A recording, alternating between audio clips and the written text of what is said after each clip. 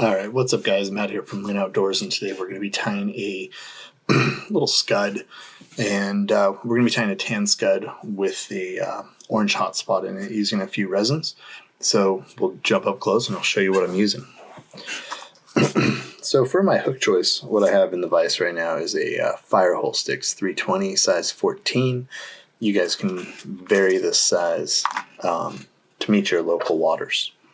My thread for the day is going to be Vivus 50D, and the reason I do that, it's a nice low build thread, but yet it is super, super strong. So what I do with this pattern is put a thread base pretty deep into the bend of the fly, or the hook I should say. So what I'll do is I'll actually just pull, because thread likes to start slipping off, so I can go ahead and just pull down. Trim this off with the micro tip scissors, and now even under slack, it's just a ½ inch, but it's going to lock everything in and make it work really well. So for my tail and antennas, I'm just going to be using a little bit of partridge. So you can see I have a nice partridge skin here, and I just have a single feather. What I like to do is kind of clean up my partridge feather. It makes it easier for me to work with. And let's peel off all the fluff. We're going to go ahead and select out about 7 to 8 pieces of partridge. Now what I do is I'm going to position the pieces that I've taken off equally and at the distance that I want them to be, like lengthwise. So that's where I'm going to go ahead and hold, and I'm going to just go ahead and wrap these forward. It doesn't have to be a ton of work, but you can see they're kind of pointed downwards. We're going from there. Now I've made this little tiny dubbing brush. Now this was made out of thread and it's furled. If you watch a video on that, it's pretty easy to do and it preps you up pretty good. So this has a little bit of ice dub, some hare's ear, and a few pieces of STS trilobal. All of them are in the tan and cream realm. Just for this, makes a nice little spiky brush, and if you're production tying a fly, makes your life 3,000% easier to just rip through these patterns. You could also do this in a dubbing loop if you wanted. That would also work out really well.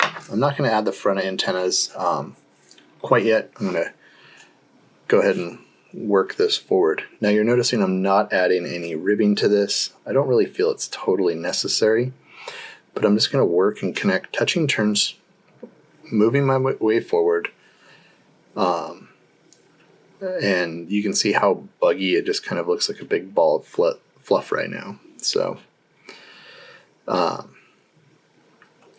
once we get up here, I'm going to go ahead and take a quick pause. I'll pin this back out of the way and show you guys how I do that. I just use the vise pawn. That is a prototype vise pawn because I tend to have mostly prototypes in my life.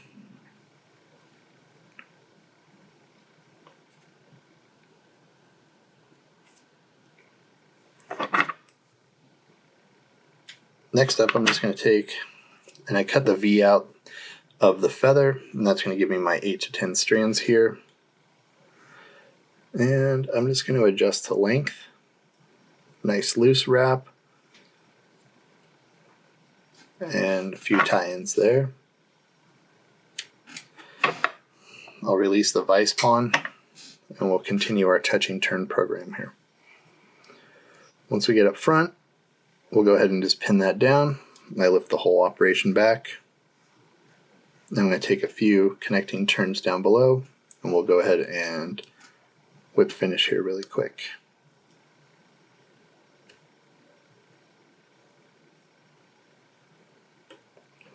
This will get pushed back down and out upon completion of the fly. So next up, we'll just come in here and trim that down. What I do is I call it trimming a cul-de-sac, but I just like to trim this just a little bit. And next up, we're going to be using some of our hot orange fly finish. So this isn't this isn't a race. So to build that bump, I'm going to start, and I'm just going to put a dot down because I want that deep inside the base of the fly. And then next, I'm just going to take a little bit of thin and let this marinate in there.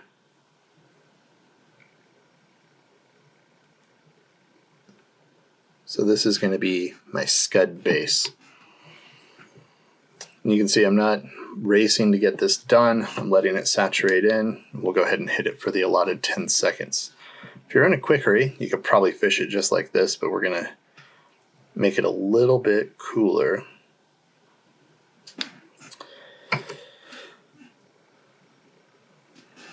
So from here, I'm going to pinch some of those materials out of the way. It does get a little bit what I like to call handy. And I'll go ahead and apply a little bit more of hot orange.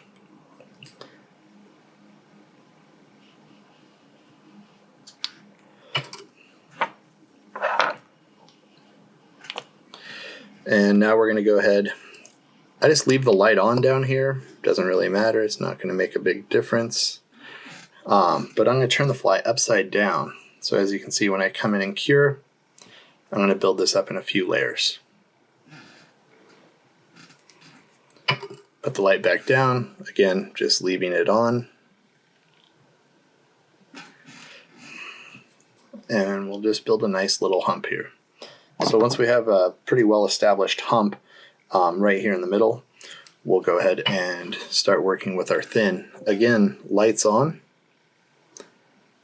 No issues there. And I want to work from the hump out.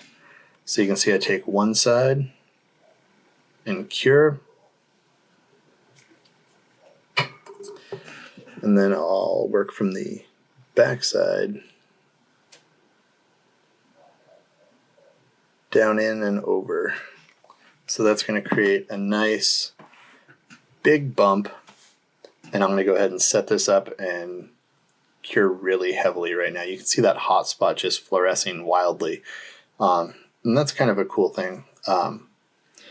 So you can tie these in olives and rainbows and tans and browns, any number of different colors, whatever you find in your waterway. I personally love tan. So once I have a good amount of cure done, you can see there we have a killer little Scud pattern. You know, I could tell you could hit it with the dubbing brush, but as you can see, it's already super buggy. Hope this helps you guys out. We'll catch you on the next one. Thanks for watching.